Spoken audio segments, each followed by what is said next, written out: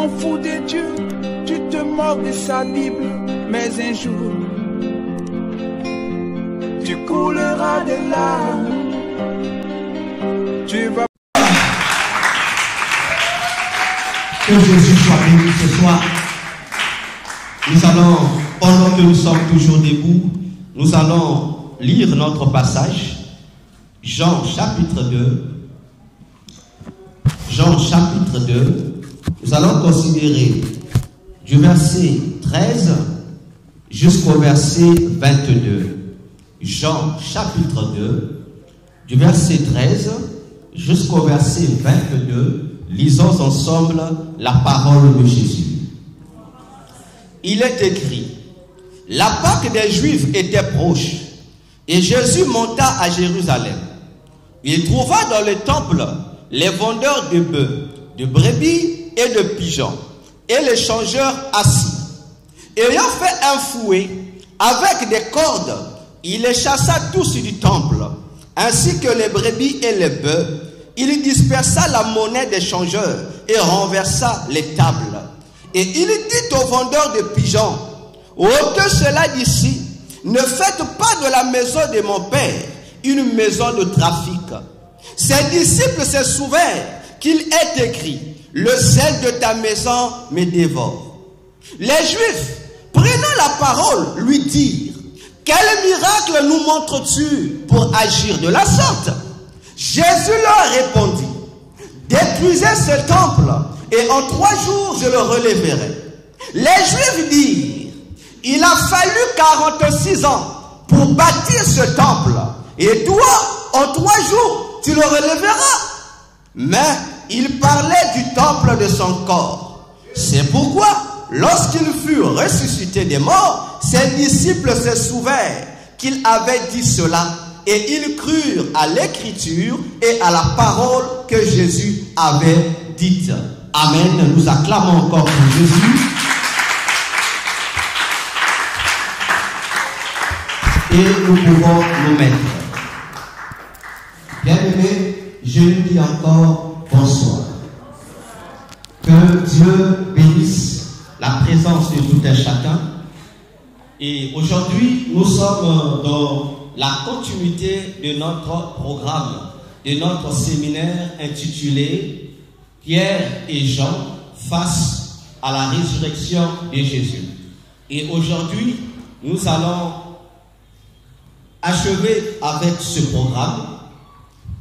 C'est pourquoi je vous demanderai encore d'être plus attentifs, d'avoir nos Bibles en main et de quoi prendre note.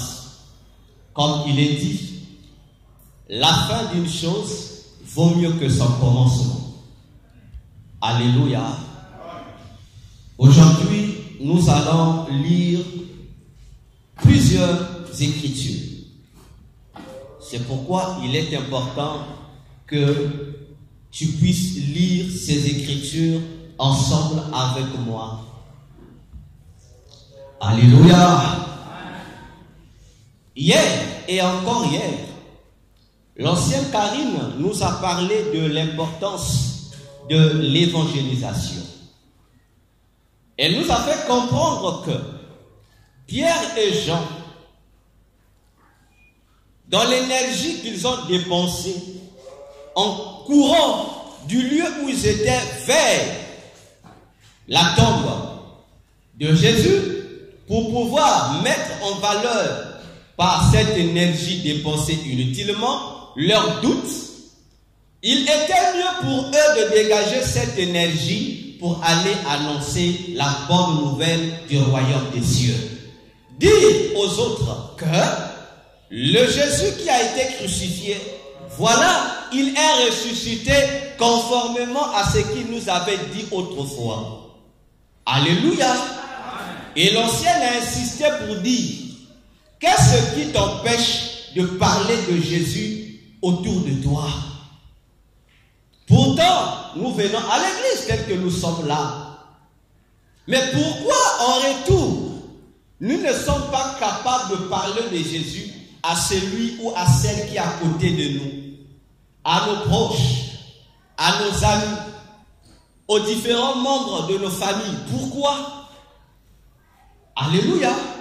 Parce que si tu viens pourtant à l'église et que tu n'es pas capable de parler de Jésus à quelqu'un d'autre, ça veut dire que tu es inutile. Arrête de continuer à venir à l'église. Si nous venons à l'église, c'est pour avoir des belles informations en ce qui concerne la bonne nouvelle du royaume des cieux. C'est pour avoir des plus amples informations concernant Jésus-Christ. Une fois que nous avons toutes ces informations, ça nous donne des avantages de mieux le connaître afin de mieux lui présenter aux gens du dehors. Amen. Alléluia. Amen. Nous ne venons pas parce qu'on a besoin de nous à l'église, non. Nous venons parce que l'évangélisation a besoin des gens qui vont la répandre dehors. Alléluia. Amen. Témoigner, c'est bien. Jésus m'a fait ceci, il est grand Dieu, oui. Mais le païen a besoin de comprendre qui est ce grand Dieu. Et pour comprendre ce grand Dieu Jésus, il faut l'évangéliser. C'est ce que hier, l'ancienne Karine nous a exhorté. Alléluia. Et aujourd'hui, le premier jour, nous avons parlé de Pierre et Jean. Hier également, on a parlé de Pierre et Jean, toujours en insistant sur ce qui devait être leurs différentes responsabilités face à cette réalité de la tombe. Alléluia. Et l'ancienne a conclu pour dire, la pierre sur le tombeau de Jésus a déjà été ôtée. Ce qui doit attirer notre attention à comprendre que cette pierre ôtée est pour nous l'occasion de vivre la vie, le projet que Jésus avait prévu pour chacun de nous. C'est une opportunité pour chacun de nous de réarmer sa foi pour réaliser que désormais, si j'invoque Jésus, il me répondra. Désormais, si je suis dans telle situation et que je fais appel à lui, j'aurai une solution. Alléluia. Alors, ce soir, nous avons un texte que nous connaissons sûrement. Lorsque un temps de Pâques est arrivé, la Bible précise, c'était la fête de la Pâque.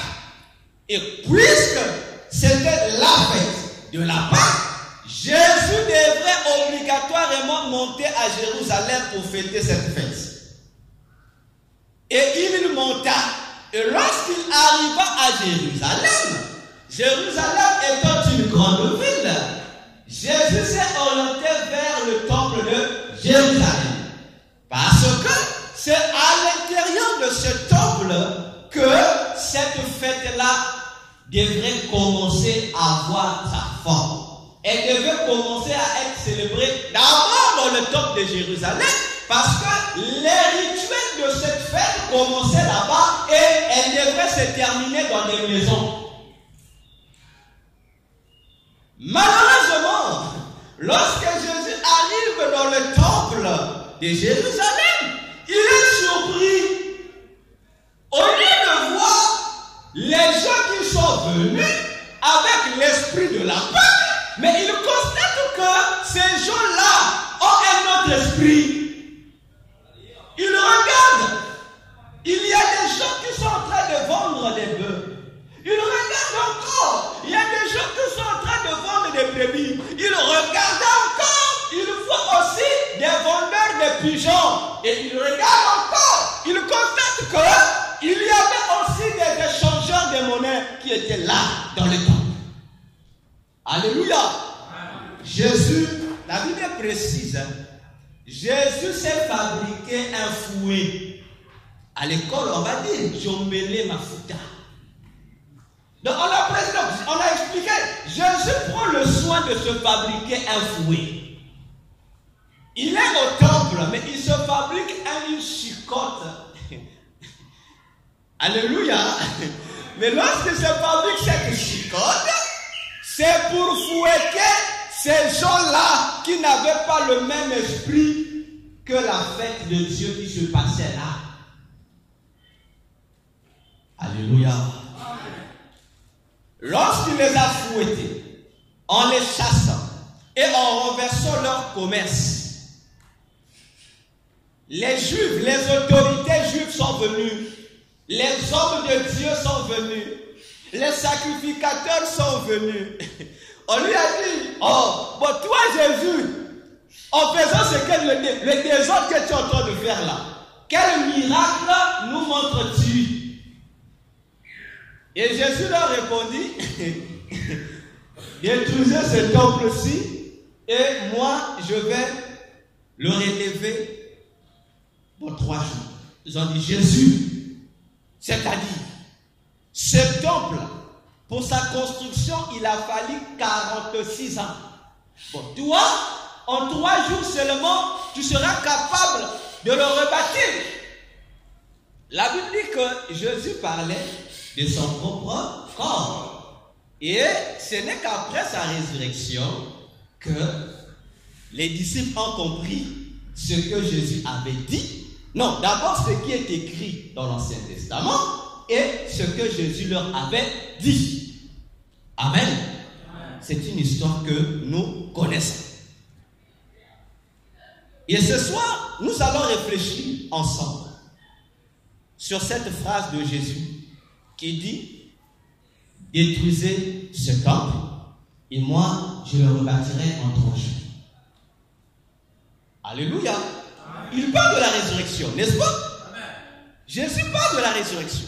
Et nous, aujourd'hui, nous allons comprendre c'est quoi la résurrection. La résurrection a plusieurs bienfaits. Hier, Donciel a vraiment pris son temps pour nous expliquer ces différents bienfaits que la résurrection apporte dans la vie de quelqu'un qui accepte Jésus en tant que Seigneur et Sauveur. Alléluia.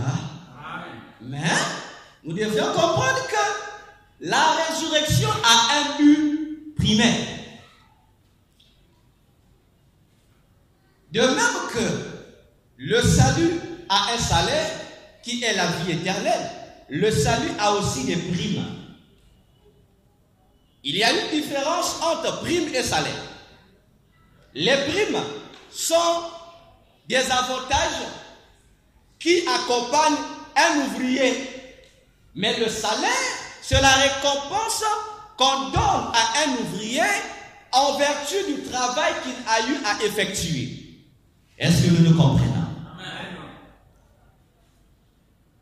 La guérison d'une maladie, c'est une prime de la résurrection. Se marier, c'est une prime que la résurrection de Jésus accorde. La réussite, c'est une prime, mais ce n'est pas le salaire de la résurrection. Lorsque je parle ici du salaire de la résurrection, je parle de la mission de la résurrection, du pourquoi Jésus devrait-il ressusciter. Ça a un objectif très précis. Jésus dit, détruisez ce temple et moi, je le rebâtirai en 3 jours. Alléluia. J'espère que vous me suivez très bien. Donc, Jésus nous interpelle ici. Le temple doit être détruit par qui? Il dit par vous. Lui de vous, c'est pas lui Jésus de détruire. C'est à vous de détruire vous-même le temple. Et lui, en contrepartie, il viendra relever le temple que vous-même, vous devriez détruire. Et lorsqu'il dit détruisez, le verbe est à l'impératif, c'est un ordre. Il donne l'ordre aux gens qui viennent l'accuser. Il leur dit, détruisez ce temple et moi, je le rebâtirai en 3 jours. Jésus parle du temple, n'est-ce pas? Alors, on doit savoir que dans ce chapitre de Jean 2, il y a 2 mots qui traduisent le temple. Dans notre traduction en français, on a juste dit temple, temple. Au verset 16, on dit Jésus entra au temple. Et là aussi on dit, Jésus aussi dit, il y a un temple qu'il faut détruire. Et les interlocuteurs de Jésus ont compris que pour eux, ils ont dit le temple qui a été construit pendant 46 ans. Attention, attention, parce que dans les textes originaux, en grec, les mots employés par temple et temple sont différents. Sont différents. Alléluia. Alors, le premier mot de temple, lorsqu'il est dit que Jésus arriva au temple, le premier mot, c'est le mot hieros. H-I-E accent R-O-S. Hieros. H-I-E accent aigu R-O-S. C'est le mot hieros. Or, hieros désigne l'ensemble du bâtiment. Alléluia. Donc, hieros désigne l'ensemble du bâtiment qui compose ou qui héberge également le temple. C'est comme là à Énac. Lorsqu'on dit Énac, on voit l'ensemble. Il y a l'ensemble ici. Donc, lorsque le texte dit que Jésus, lorsqu'il arriva au temple, on nous fait comprendre que c'est hieros. C'est-à-dire, il est dans l'enceinte du temple. Alléluia. Amen. Mais lorsqu'il dit détruisez ce temple, là ce n'est plus le mot hieros. Là c'est le mot naos, comme vous l'entendez. N-A-O-S. Alléluia. Et si on essaie de reformuler correctement, on dit Jésus entra dans hieros et Jésus dit détruisez ce naos et je le rebâtirai en 3 jours. On comprend qu'il y a 2 choses qui sont différentes. Il ne parle pas de la même chose. Alléluia. Lorsqu'il dit qu'il faut détruire le temple à détruire ici, ce n'est pas tout le bâtiment. Non. Mais il faut détruire la partie du temple qu'on appelle naos. Alléluia. C'est-à-dire, Jésus, nous sommes arrivés à Énac. Mais Jésus nous dit, il faut détruire l'endroit où on place le piano d'Énac. Ce n'est pas les mêmes endroits. Jésus est précis. Et j'aime la Bible. Et j'adore Jésus. Alléluia. C'est pourquoi ce soir, chacun de nous doit détruire son naos. On doit laisser hieros, mais notre naos doit être détruit. Parce que l'objectif de la résurrection de Jésus n'avait rien à voir avec le hieros, c'est-à-dire tous les bâtiments du temple de Dieu, mais ça ne concernait qu'une partie du temple de Dieu qui est le naos. Alléluia. Vous savez qu'une maison est composée de plusieurs parties, n'est-ce pas? Une maison est composée de plusieurs parties. Nous avons les chambres, la chambre des parents, la chambre des enfants, la cuisine, le garage, on a le salon.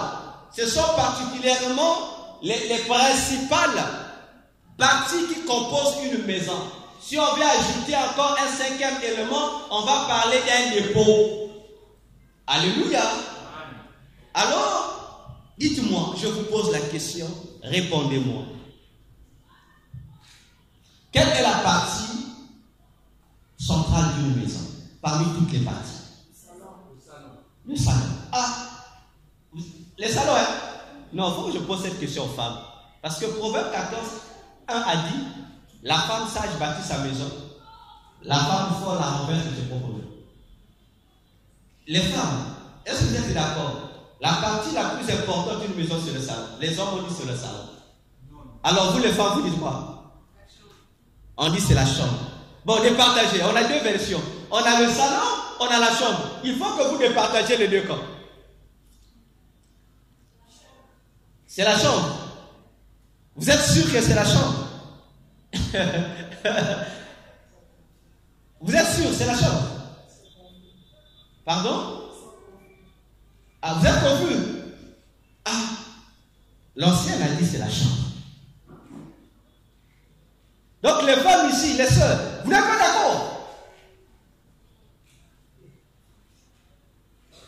Alléluia. Mais il faut que l'ancienne, il faut montrer aux jeunes sœurs la structure de la maison.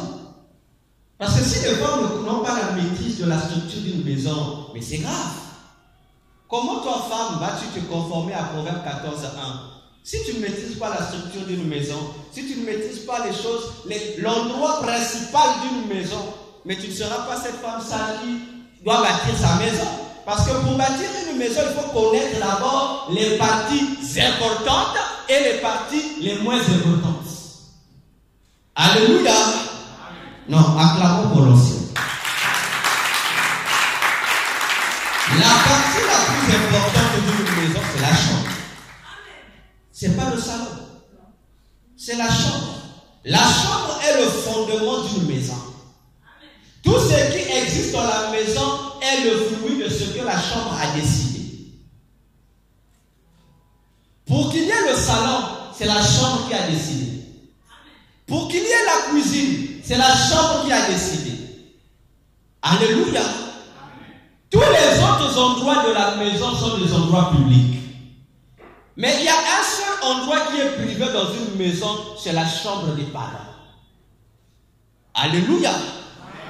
Pour faire comprendre que la chambre est la fondation d'une maison. Si vous voulez détruire une maison, il faut commencer à détruire la chambre des parents. Alléluia. Si vous détruisez les toits d'Enac, Enac va continuer à exister. Si vous détruisez les murs d'Enac, Enac va continuer à être Enac. Pour que Enac ne soit plus Enac, vous devez détruire le fondement d'Enac. Alléluia. Là où toi et moi, nous sommes en train de mettre les pieds là. Si on détruit ça, Enac ne va plus exister. Alléluia.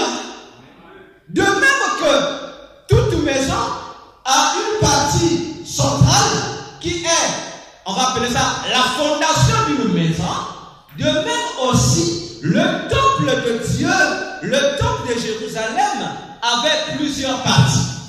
Le temple de Jérusalem avait trois principales parties.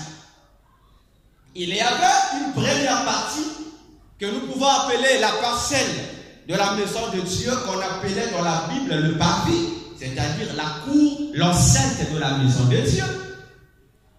Il y avait une deuxième partie qu'on appelait le lieu saint. Et il y avait une troisième partie qu'on appelait le lieu très saint. Donc, cette maison de Dieu avait trois compartiments. Alléluia. Et lorsque Jésus dit,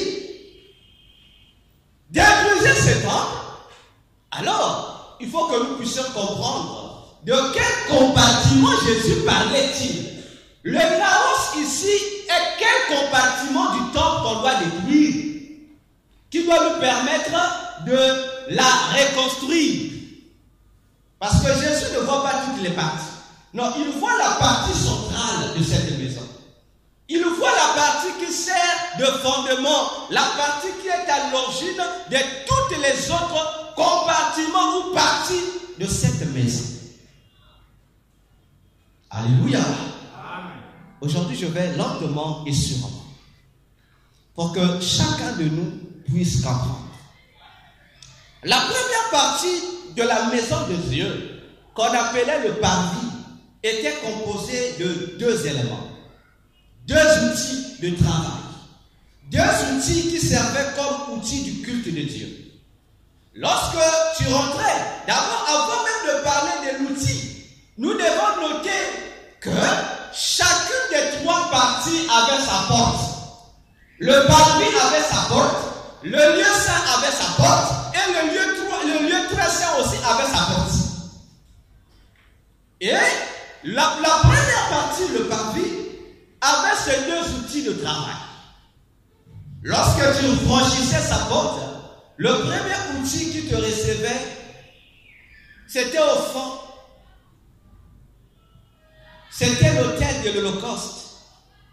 L'autel de l'Holocauste, on peut le comparer, sa forme, on peut la comparer aujourd'hui aux tonneaux avec lesquels on nous fabrique les brochettes. Nous connaissons ces tonneaux-là autrefois. Les tonneaux qu'on met là, c'était à peu près comme ça, la même forme, c'était un tonneau comme ça. Mais ce n'était pas comme le tonneau, mais c'était à même je vous donne pour avoir une idée. C'était comme un tonneau et au-dessus, il y avait aussi le grillage. Et lorsqu'on apportait des sacrifices qu'on devait brûler, on déposait les sacrifices au-dessus de ce grillage et on consumait le sacrifice. Une fois qu'on consumait le sacrificateur qui devrait faire brûler le sacrifice, l'holocauste, après il devrait aller se laver dans le deuxième outil de travail du parvis qui était la cuve d'airain. C'était une grande bassine en airain et il y avait de l'eau. Donc le sacrificateur, après avoir brûlé l'holocauste sur l'autel de l'holocauste, il devrait aller se laver.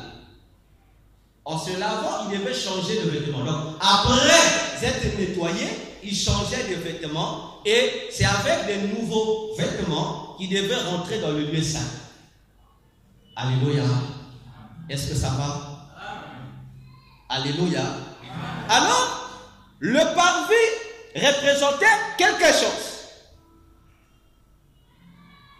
Ces outils vont nous aider à comprendre les parvis représentaient quoi. Parce que si on dit à la fin, le temple qui valait de tous, Jésus parlait de son propre corps. Il y a un problème, il faut qu'on comprenne. L'autel de l'Holocauste prophétisait l'œuvre de la croix, c'est-à-dire le lieu où la chair de l'homme devait être crucifiée, le lieu où le péché devait être consumé. Alléluia.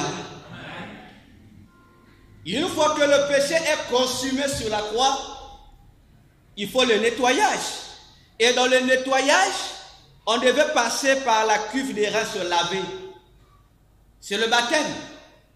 Une fois que nous nous repentons, parce que l'autel de l'Holocauste parle de la repentance, la crucifixion de la chair, c'est ça la repentance. Et lorsque je parle de la repentance ici, je parle de ces trois dimensions. Reconnaître ton péché, le confesser et l'abandonner. Tu prends la décision de devenir chrétien. Ça veut dire que tu acceptes d'aller crucifier ton corps de péché sur la croix qui était dans le temple de Dieu, représenté par l'autel de l'Holocauste.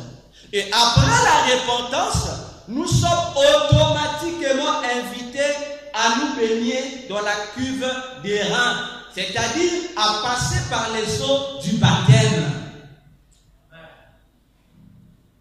Parce que sur la croix, nous sommes crucifiés nus. Ah oui. Sur la croix, lorsque tu viens avec tes vêtements auprès de Jésus pour te repentir, Jésus te déshabille pour mieux faire l'autopsie de ton péché. Là. Il te déshabille. Et tu passes sur la croix et on crucifie ta chair. Mais comme tu es nu, pour que tu aies un vêtement de la part de Jésus, il te faut passer par les eaux du baptême. L'eau du baptême doit faire une action au-dedans de toi. Si l'autel de l'Holocauste va te calciner, l'eau de la cuve de rein doit enlever l'échappement qui est sur ton corps. La noirceur, ça doit quitter afin que tu sois propre et qu'on puisse te donner un nouveau vêtement. C'est pourquoi vous allez voir, souvent, lors du baptême, la plupart des chrétiens prophétisent. La plupart des chrétiens ont des visions. Alléluia. Parce que c'est un moment où on te donne des vêtements nouveaux du ciel. Amen. Une fois que tu as le nouveau vêtement, tu passes, tu as le droit d'entrer, tu quittes la cour pour entrer dans la maison. Et dans cette maison, tu rentres dans la première partie de la maison qui est le lieu saint, c'est-à-dire la deuxième partie du compartiment du temple. Ça sera la deuxième. Mais dans l'ancienne maison, séparée en deux. Et là, dans le lieu saint, il y avait également deux outils de travail. Le premier outil, c'était ici. La table des pains de proposition. Sur cette table, chaque sabbat, c'est-à-dire chaque samedi, chaque 7e jour de la semaine, on changeait les pains. Il y avait 12 pains qu'on déposait dans une assiette ronde là. Et chaque sabbat, chaque 7e jour de la semaine, on changeait les 12 pains. Alléluia.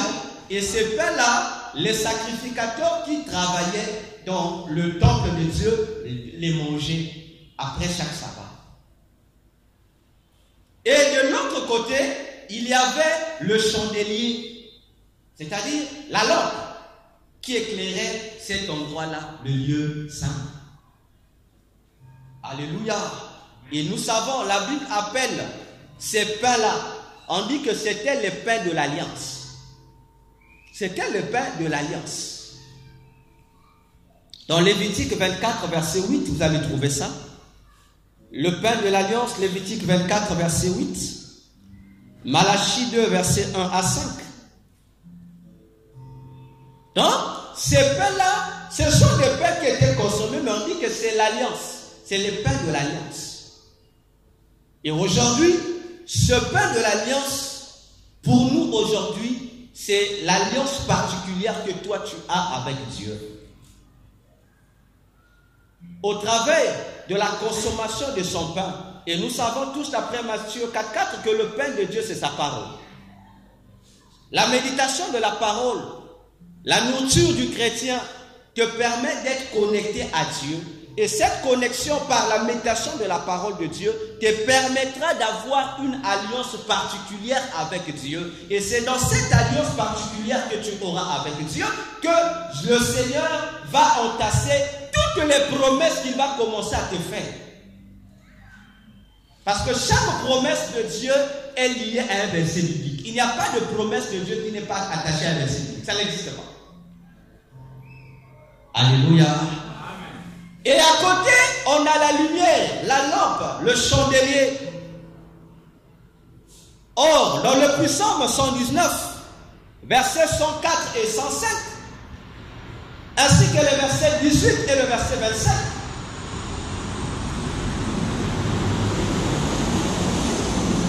nous révèle que cette lampe, c'est une autre dimension de la parole de Dieu, c'est l'éclairage. C'est-à-dire, c'est la révélation. C'est-à-dire, c'est un élément, si la table te permet de comprendre un verset de la Bible, ce qui est écrit, mais la lumière te permet de comprendre la profondeur de ce qui est écrit. Et c'est ce que David a appelé dans tous les psaumes 119. Il disait à Dieu, Seigneur, ouvre mes yeux pour que je contemple les merveilles de ta parole. C'est pourquoi, dans le verset 22 de Jean 2 que nous avons lu, si vous remarquez, on dit, les apôtres ont cru à l'écriture et à ce que Jésus avait dit. Il y a deux choses.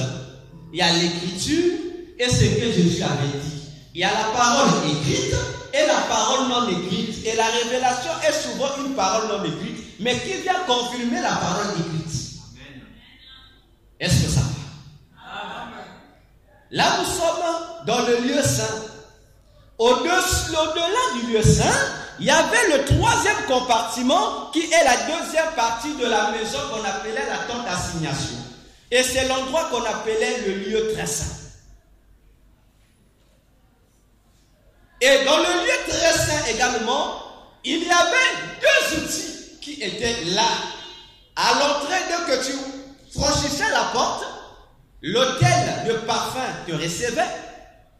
Et derrière l'autel de parfum, il y avait l'arche de l'alliance. Alléluia. L'autel de parfum, c'est là qu'on venait brûler l'encens. On venait offrir le parfum de bonne odeur au Seigneur. Et l'autel de parfum est pour nous, c'est l'image de la prière. C'est l'image de l'adoration. C'est l'image de la louange aujourd'hui.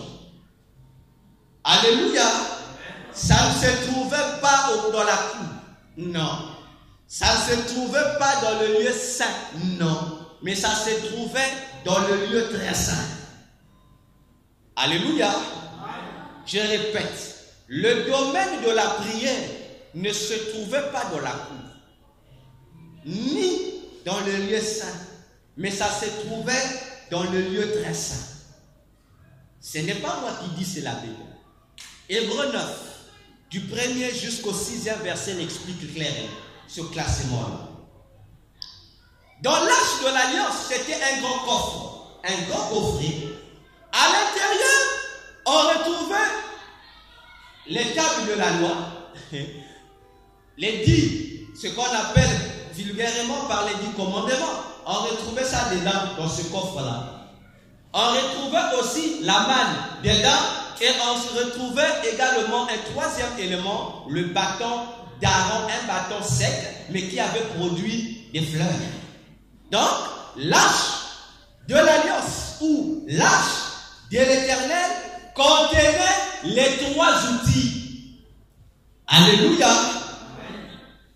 Or, si nous regardons bien, nous allons nous rendre compte que parmi les 3 parties, il doit y avoir une partie qui est la partie la plus importante de la maison de Dieu. Alléluia. Et cette partie qui est le fondement de la maison de Dieu, c'est ce 3e endroit qu'on appelait le lieu très saint. Rien que son nom montre sa différence avec les autres parties de la maison de Dieu. Le parvis aussi était saint, dit la Bible. Le lieu là qu'on appelait aussi le lieu saint était saint. Mais au-dessus de ces 2 endroits saints, il y a un endroit qui était très saint. Parce que c'est dans cet endroit où se trouvait l'autel des parfums et l'arche de l'alliance que se trouvait le trône de Dieu. C'est là que se trouvait la demeure de Dieu. Lorsque la Bible nous dit que la nuée descendait, la nuée venait atterrir justement à l'endroit où était le lieu très saint. Et c'est là que la demeure de Dieu était.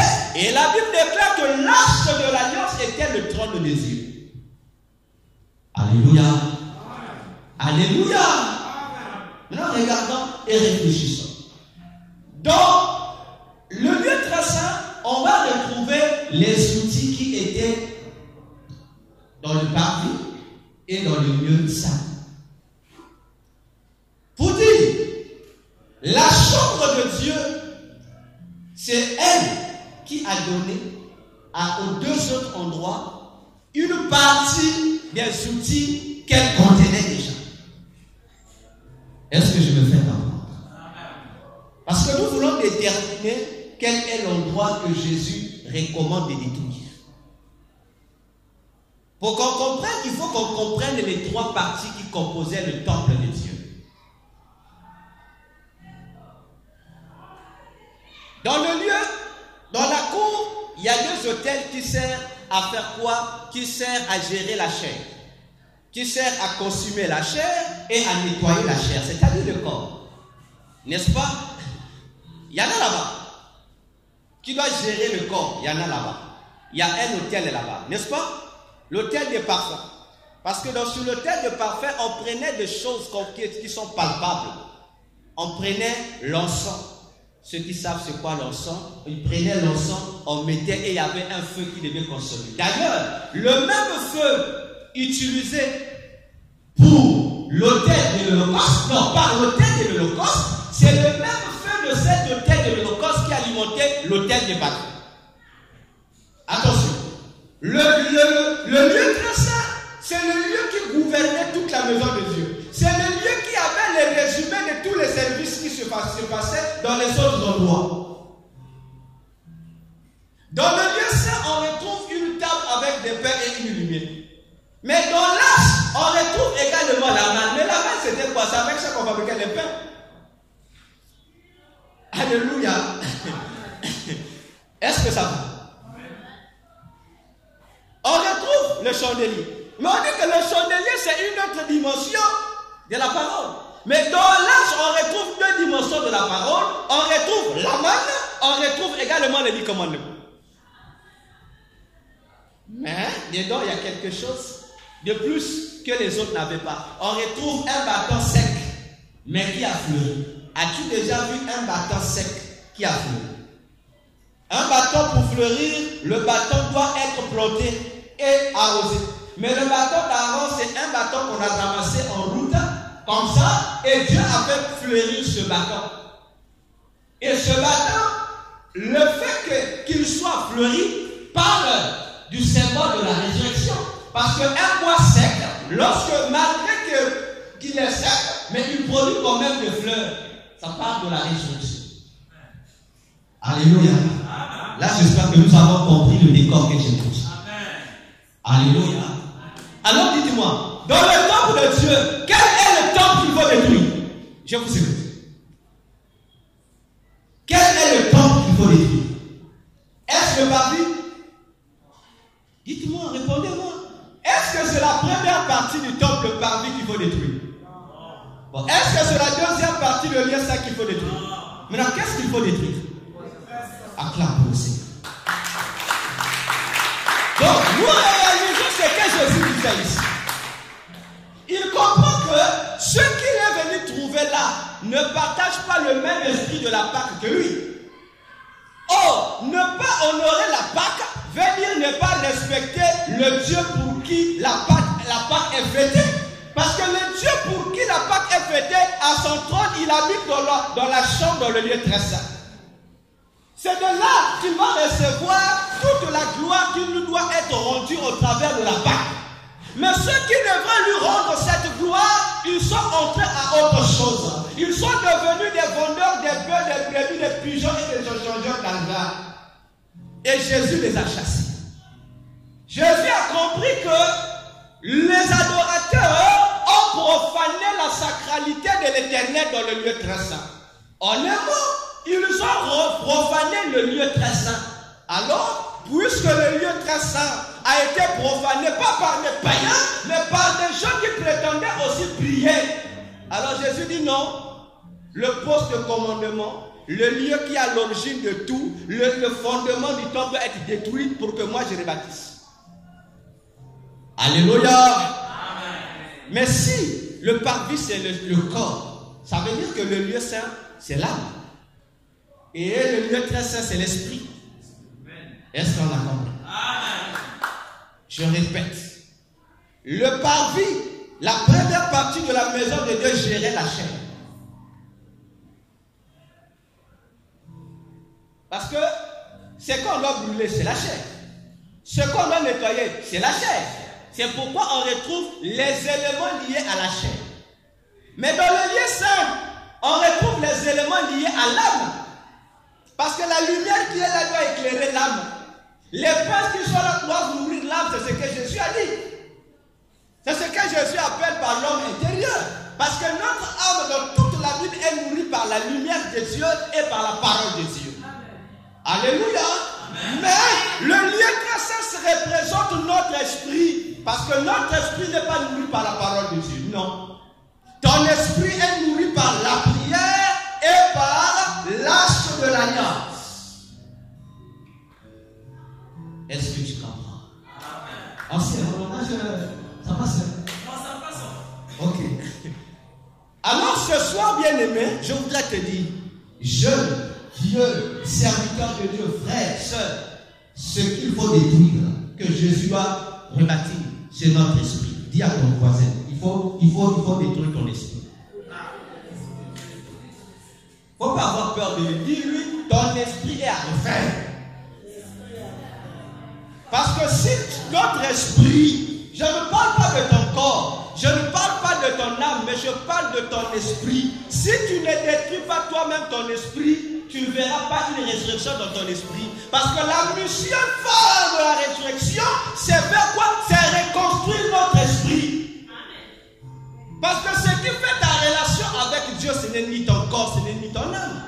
La Bible déclare dans Romains 8, verset 4 jusqu'au verset 16, que ce qui nous met en communion avec Dieu, c'est notre esprit, pas ton âme, pas ton corps.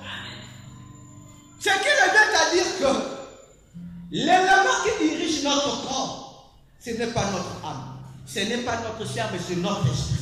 Puisque c'est ton esprit qui est connecté à Dieu. Ton esprit est connecté à Jésus. C'est l'esprit qui reçoit les directives de la part de Jésus et qui doit communiquer à l'âme. Et l'âme, à son tour, doit communiquer à la chair. Amen. Ce soir, il faut que notre esprit soit rebâti. Alléluia. Alléluia. Parce que le parvis et le lieu saint, ils collaborent. Les deux collaborent. Ah, les deux collaborent. Les deux sont liés. De même que la chair est liée à l'âme, les deux sont liés. C'est pourquoi on parle de l'état d'âme. Dans toute la Bible, on te parlera de l'état d'âme. Lorsqu'il est question du péché, on te parlera de l'âme qui est souillée. Mais pourquoi on ne dit pas que l'esprit est souillé? Il n'y a que l'âme qui est souillée. Il y a un problème. Alléluia. Amen. Mais où est notre esprit? Qu'est-ce que notre esprit fait? Pourtant, c'est lui qui est le moteur. C'est lui qui est notre connexion avec le Père. Mais pourquoi l'âme a-t-il le pouvoir sur lui? De même que les vendeurs, les adorateurs, au lieu d'entrer dans la maison de Dieu en tant qu'adorateurs, ils sont entrés en tant que vendeurs. Ça veut dire que Jésus a compris que leur esprit a été modifié. Alors Jésus leur demande d'abord eux-mêmes d'être capables d'abord d'accepter la modification afin que lui, Jésus, apporte les outils pour recréer l'esprit. Alléluia. Lorsqu'on parle de l'esprit de l'homme, on voit ta mentalité. Et lorsqu'on voit ta mentalité, c'est ce que tu dis, non? Ma culture. Non, c'est la mentalité. Ta ligne de conduite n'est pas déterminée par ton âme, mais c'est déterminé par ton esprit. Si c'est ton âme qui commence à déterminer ta ligne de conduite, si c'est ton âme qui commence à diriger ta vie, ça veut dire que ton esprit est pourri. Ça veut dire que ton esprit est en parfaite désharmonie avec Jésus. Parce que l'âme est serviteur de l'esprit. Mais si l'âme devient le maître de ton corps, l'âme va te conduire à faire ce qui n'est pas autorisé par le Dieu qui t'a créé.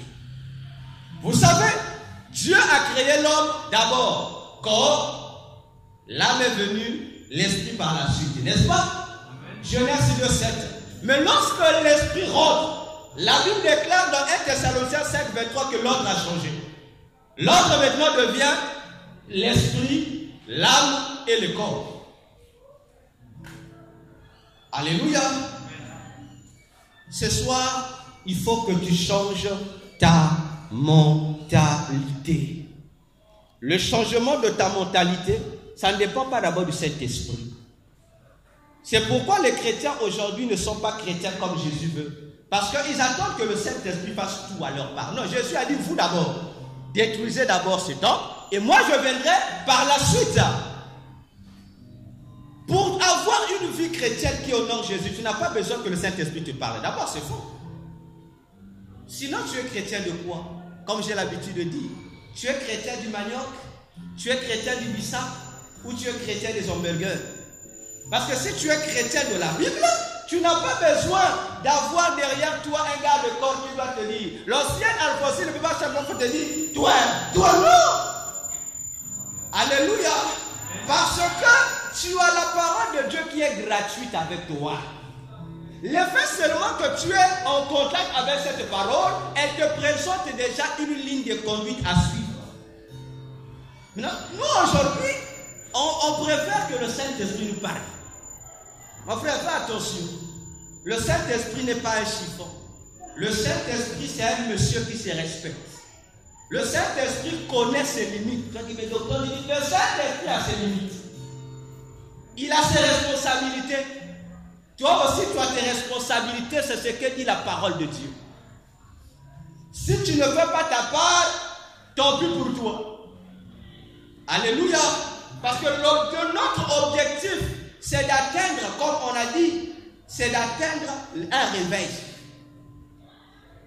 C'est d'atteindre un réveil. Le Saint-Esprit part. Mais toi, qu'est-ce que tu fais en retour? Tu veux qu'il rentre en toi pour faire les choses? Non.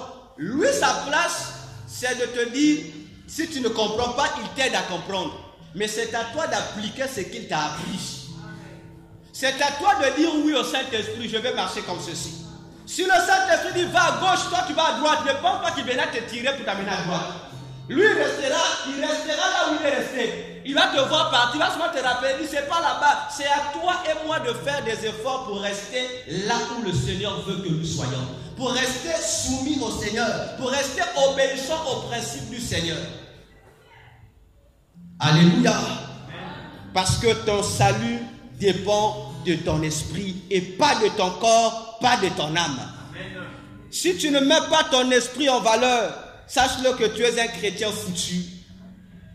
Sache-le que tu ne seras pas agréable au Seigneur. Tu sais pourquoi? Maintenant, réfléchissons. Réfléchissons.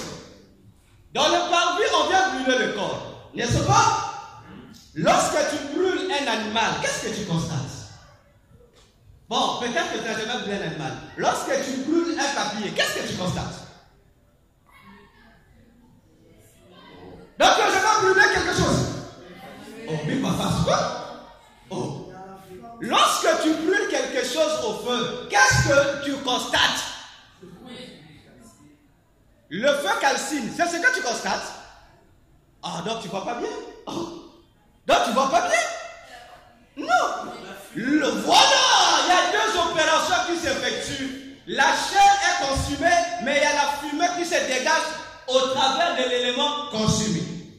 Tu te retrouves avec deux éléments. Il y a un élément qui est en train de brûler, mais il y a un élément qui est en train de s'échapper, qui monte vers les cieux. C'est ce que nous on appelle la fumée, c'est-à-dire la vapeur. Alléluia. Mais il faut essayer, là où il y a la fumée, comme ça, essaie d'abord d'introduire ta main dans cette fumée. Il faut essayer d'abord de mettre ta main. Tu constateras que ce n'est pas seulement une simple fumée, que c'est une fumée. Toi tu vois la fumée, mais à l'intérieur de la fumée, il y a aussi le même feu qui dégage, qui va avec la fumée. Alléluia. Lorsque tu parles de la vapeur, mais la vapeur c'est quoi? C'est un feu qui est conservé dans une autre forme. Alléluia. Ça veut dire que depuis le parvis, on le sait, le parvis nous enseigne que lorsque l'Holocauste vint, lorsqu'on passe au feu là, ça veut dire que la chair doit rester au parvis, seul l'esprit doit monter. L'esprit qui est symbolisé par la fumée doit monter. Parce que l'objectif, c'est que l'offrande consumée par le feu doit être agréée par Dieu. Mais Dieu agrée quoi? L'ancien. N'est-ce pas l'odeur? Alléluia. C'est l'odeur dont Dieu a besoin. Mais l'odeur est le résultat de quoi? L'odeur que Dieu va agréer est le résultat de la fumée qui doit monter. Alléluia. Donc le problème de l'esprit commence depuis le parvis. Ça commence depuis la chair. Donc la chair a une mission. Lorsqu'elle rentre dans la présence de Dieu, ta chair doit se taire, doit permettre à ton esprit de se chaper pour aller être en communion avec Dieu. Alléluia.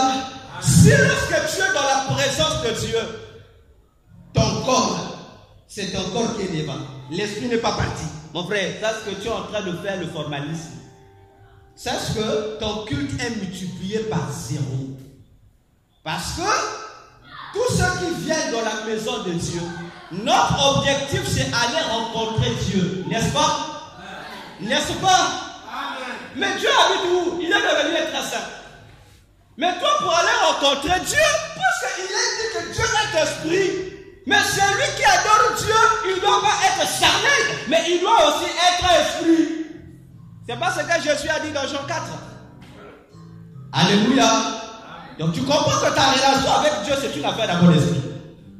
Dieu va te rencontrer dans le 3e endroit de sa maison. C'est là qu'il t'attend. C'est là qu'il y a son trône. Mais si ton corps n'est pas capable de dégager, c'est pourquoi Romains 12, 1 et 2 dit, nous devions offrir nos corps en sacrifice. Pourquoi on dit de bonne heure? Il dit ce sera ça un culte raisonnable.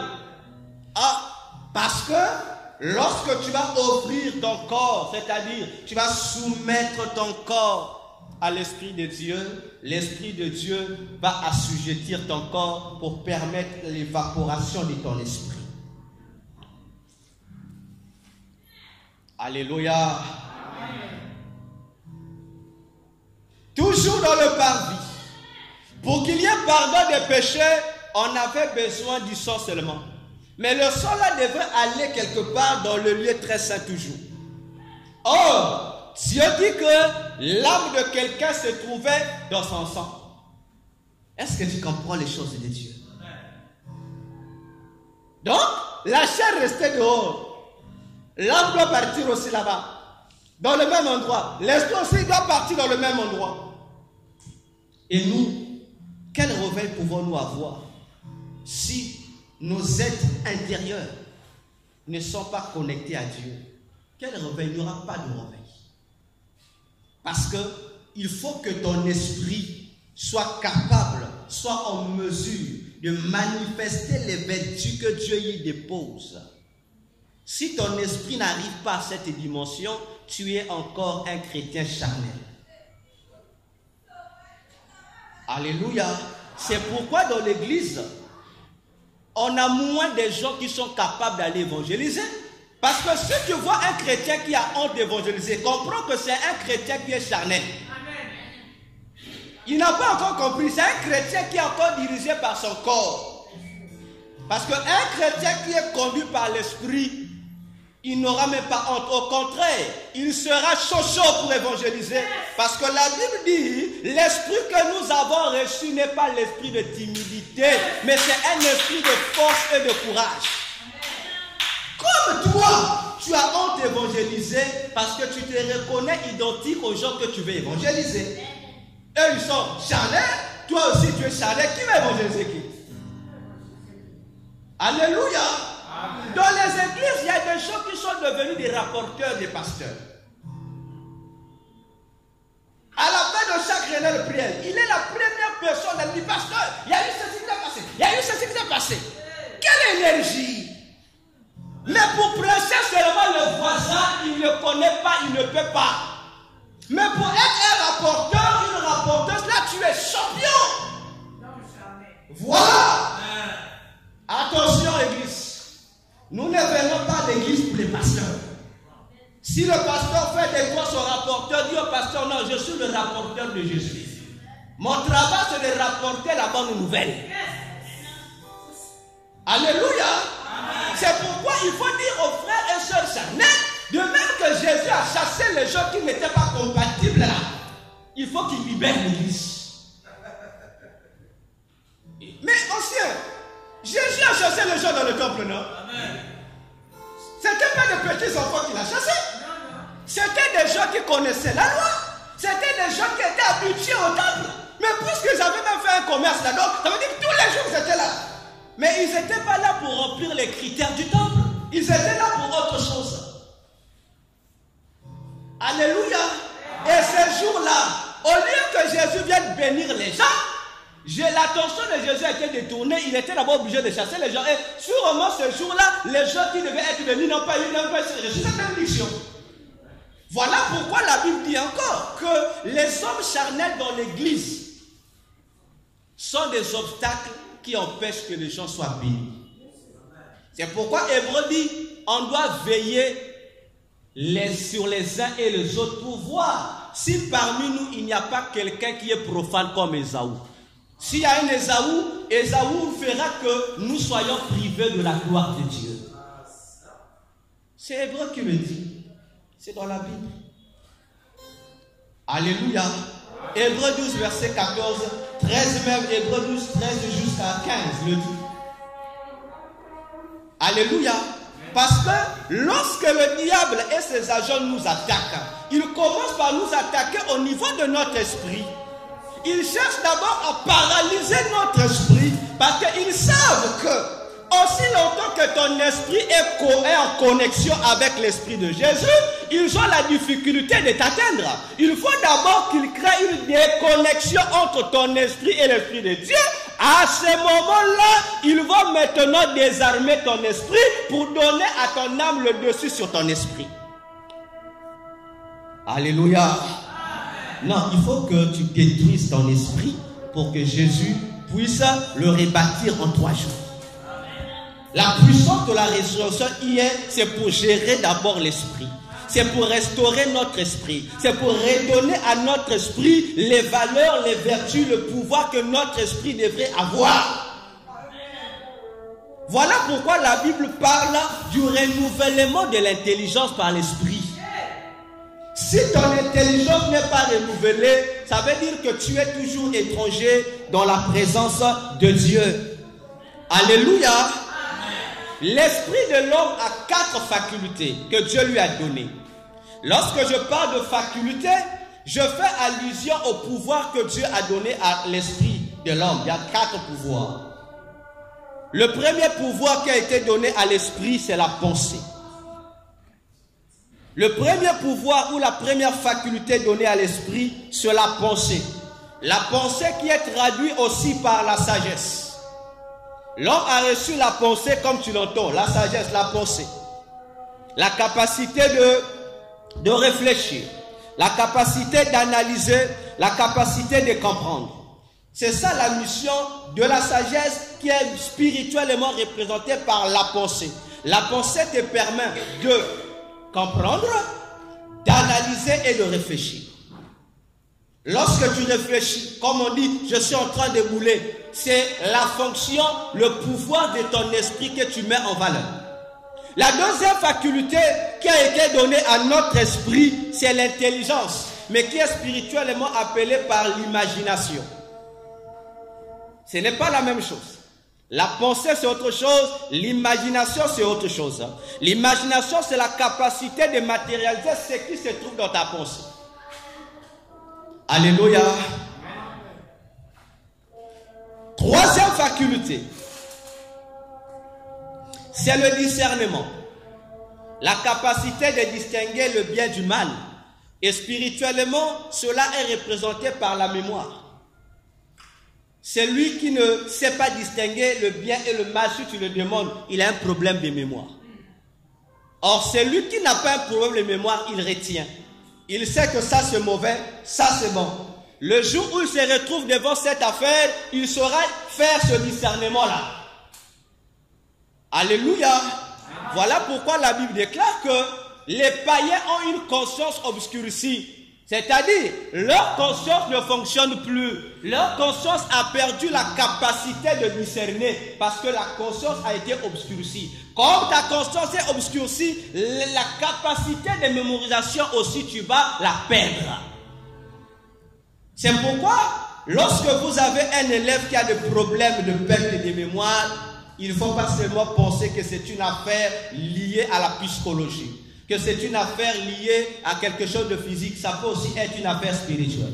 Il faut prier pour cet enfant. Alléluia. Et la quatrième faculté, c'est la crainte de l'Éternel, qui est représentée par la volonté. La volonté, c'est le pouvoir qui te permet de choisir, de persévérer, de céder, de dire oui ou de dire non. Alléluia. Ce sont les 4 pouvoirs qui ont été donnés à l'esprit de l'homme, bien avant le péché. Alors, Satan et ses démons ont créé une 5e faculté. Et c'est au travers de la 5e faculté de l'esprit que Satan réussit à faire de nous ses esclaves. Et la 5e faculté, ça n'a rien à voir avec Dieu. C'est un élément du monde des ténèbres. Ça s'appelle le point zéro. C'est le point zéro. Comme tu l'entends. C'est-à-dire, lorsque le diable réussit de te mettre dans le point zéro, ça veut dire ton esprit, ton âme et ton corps ne fonctionnent plus. Il te ramène au même niveau qu'un animal. C'est pourquoi la Bible dit, ceux qui n'ont pas l'esprit de Dieu sont appelés hommes animal. C'est parce qu'ils ont été aspirés spirituellement et réduits à la 5e faculté de l'esprit qui fait d'eux des animaux. Alléluia. Et lorsque tu atteins la 5e faculté, le point zéro, tu n'auras plus la capacité de distinguer les choses. Tu ne seras prophète, tout ce qui est de Dieu sera pour toi quelque chose d'étrange. Lorsqu'on te parlera des choses de Dieu, ça va t'énerver.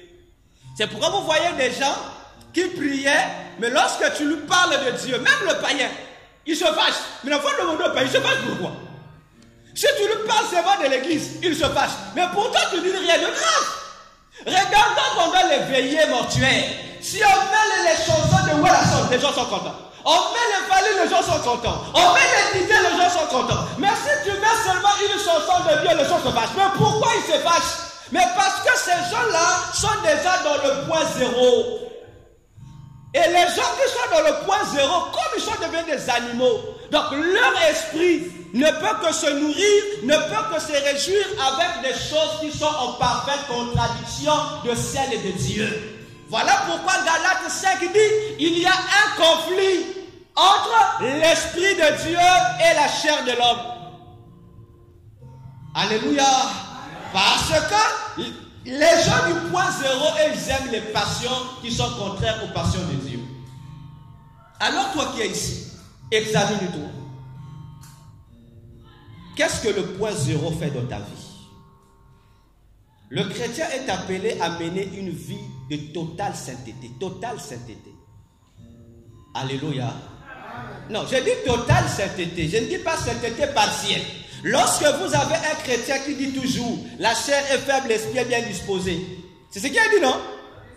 Parce qu'il dit la chair est faible. Il faut répondre. La chair est faible. Jésus a dit l'esprit est bien disposé.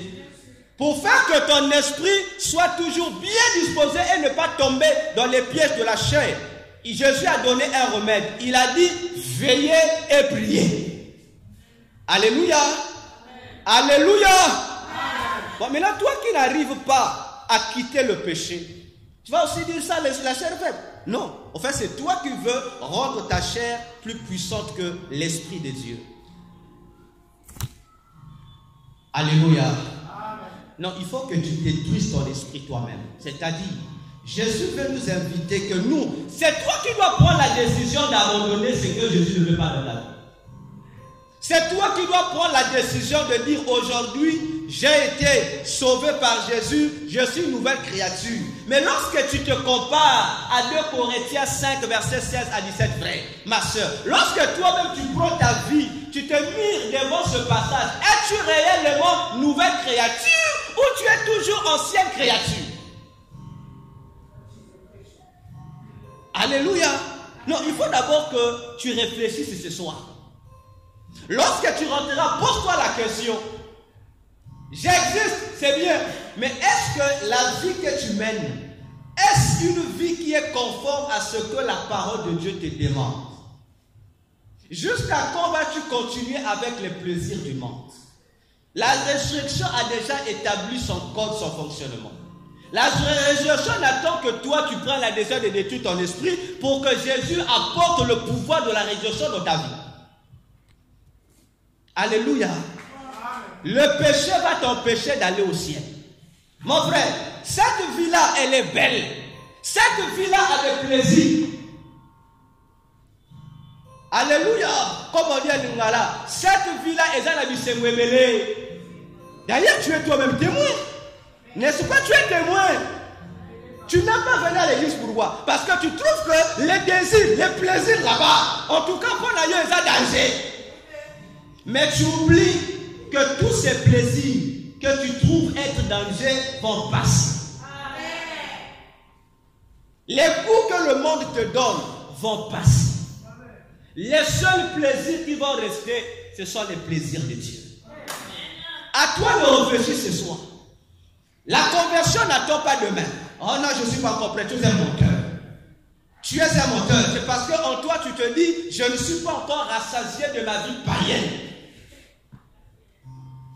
Alléluia.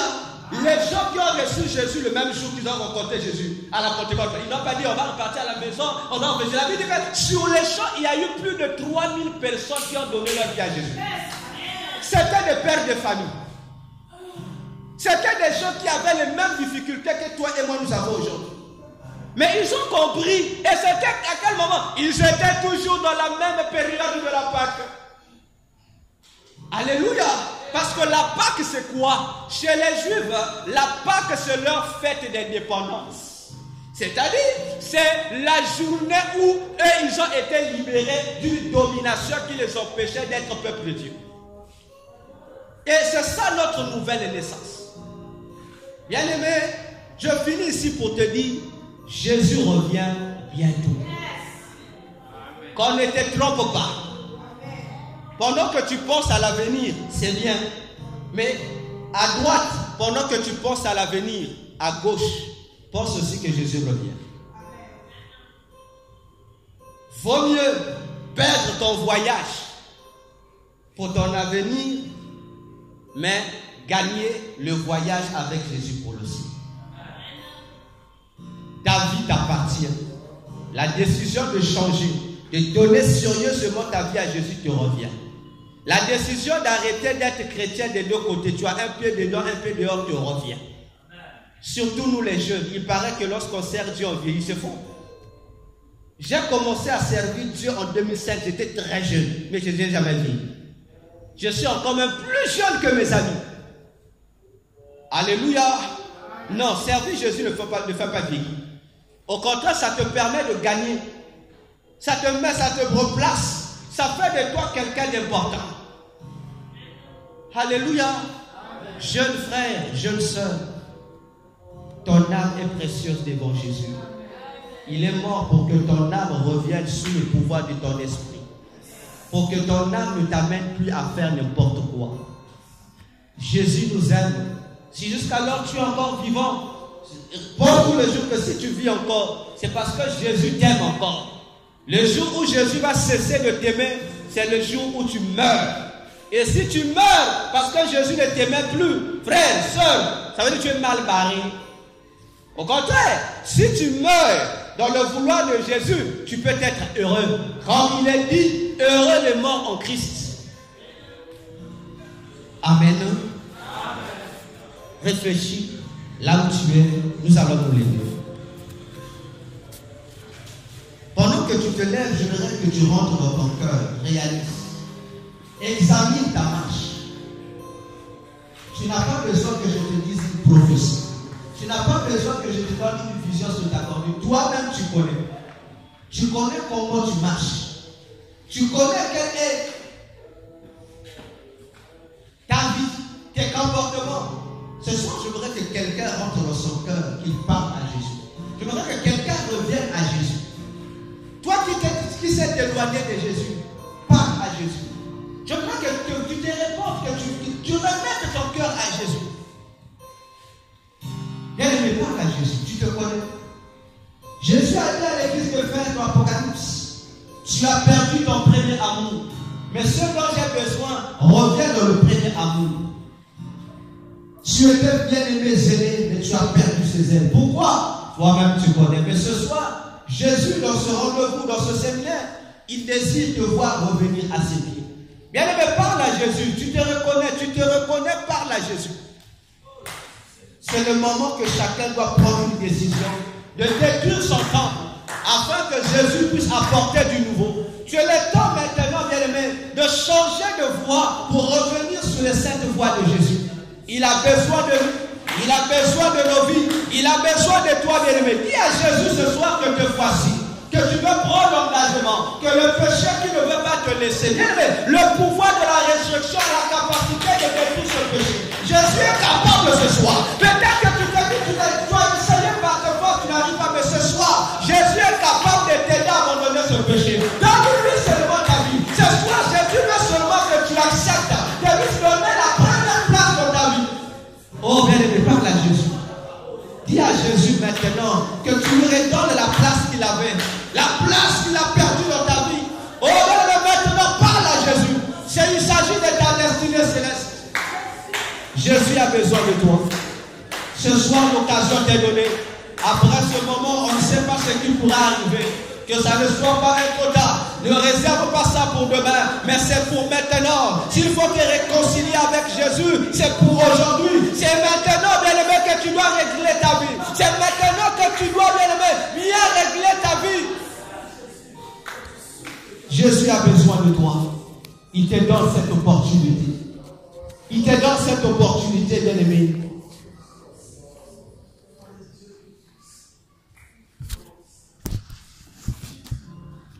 Je vais continuer.